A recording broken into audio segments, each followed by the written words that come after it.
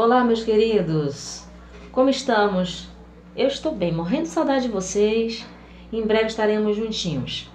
Vamos para a 10ª aula falar um pouco sobre crônica. Já falamos sobre texto narrativo e a crônica é um exemplo de texto narrativo. Então, texto narrativo, onde se conta uma história com base em uma ficção ou com base em um evento do cotidiano. Quais as características? Ele é um texto narrativo, linguagem simples, leve e fácil de compreensão. Utiliza os fatos do cotidiano, ou seja, o que é cotidiano é o dia a dia. Ele pega um evento, por exemplo, um ônibus superlotado e ele cria um texto de ordem literária com base na experiência de um ônibus superlotado em que ele era o personagem ou era só o observador. Usa o quê? Mistura de linguagem formal e informal. O que seria essa linguagem formal? O atendimento às regras gramaticais, a concordância, a pontuação, a escrita correta, né? E temos a linguagem informal, por exemplo, o emprego de gírias ou a licença poética, porque ele pode empregar alguma coisa considerada errada para a gramática, mas para o texto poético, para o texto literário, ele usa a licença poética, ou seja, me permite escrever errado dentro de um texto. Vamos dizer assim, essa escrita errada é meio equivocado esse pensamento. Apresenta a fala dos personagens, aí você tem o discurso direto, em que a fala do personagem aparece exatamente como ele disse, marcada por um travessão. Você tem os diálogos, ou, entre aspas, você tem a fala do personagem apresentada pelo narrador. E você tem um discurso indireto, que é o narrador falando pelo personagem. Ele usa as palavras do personagem e diz a seu modo. Se eu digo assim, eu estou muito aborrecida. Aí tem alguém falando sobre mim, sobre a minha história. Aí diz assim, a professora Diana disse que estava muito aborrecida. Esse é o discurso indireto. Então, no direto você diz, Diana disse, : estou muito aborrecida, . Então, esse é o direto, em que eu uso a fala exatamente como foi dito. E nesse momento você tem a capacidade de distorcer as coisas. A fofoca, por exemplo, é utilizada muito na questão do discurso indireto, né?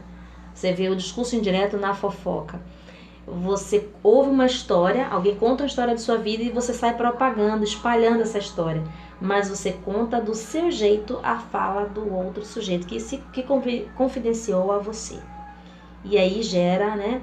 Quem conta um conto aumenta um ponto. Quer dizer que tudo que você conta, você exagera ou altera a informação inicial. É rica em linguagem figurada, conotativa. Nós estudamos conotação e denotação. É a linguagem no seu sentido em que tem várias possibilidades de sentido. A palavra flor, por exemplo, num texto, numa crônica, pode ter o sentido florzinha, pode ter o sentido irônico, pode ter o sentido debochado, pode ter o sentido afetivo, pode ter o sentido carinhoso. E aí depende do contexto para você interpretar. A flor deixa de ser flor, um elemento da natureza, né? Fazer parte de uma planta, mas no texto ela passa a ter outro sentido. Então tem essa riqueza aí. Vamos agora aos tipos de crônica. Você tem a crônica romântica, você tem a crônica que apresenta a tragédia, suspense. A esportiva foca no esporte, né? Existem crônicas esportivas nas revistas e jornais. A humorística, você usa um evento do dia a dia para brincar, para fazer refletir através do humor. A descritiva, em que você coloca apenas pontos, vai descrevendo e com essa descrição do que aconteceu, você pincela ali para o leitor fazer uma leitura crítica, né? Você induz essa leitura crítica com a descritiva. A história, que você pega um fato histórico e traz e faz um quadro comparativo e usa a linguagem em todos os seus sentidos para poder tocar o leitor. A dissertativa tem um ponto aí opinativo, tem um pouco de argumento, mas você faz essa mistura de um texto de base argumentativa com um texto de base narrativa. Tem a jornalística, que você pega um assunto de política, um assunto de economia, uma questão social e coloca num texto para fazer refletir. E é isso, você tem essa gama de possibilidades Por exemplo, no da tragédia, eu já toquei anteriormente, mas assim, você pode escrever sobre a tragédia do Ninho do Urubu, que aqueles adolescentes morreram, né? Do incêndio, né? Você pode fazer uma crônica fazendo uma crítica séria sobre isso. Você pode fazer sobre Brumadinho, ou até sobre o problema atual, essa corrigenda atual que é o Covid, que está fazendo com que as pessoas repensem as suas vidas, as suas rotinas. Bem, é isso.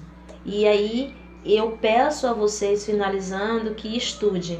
Evoluir não existe nada mais, nada menos que dar um passo, o primeiro passo. Descobrir a importância de estudar para o ser humano. Descobrir como eu aprendo e quando eu aprendo e o que transforma em mim como ser humano. Grande beijo para vocês e fiquem com Deus.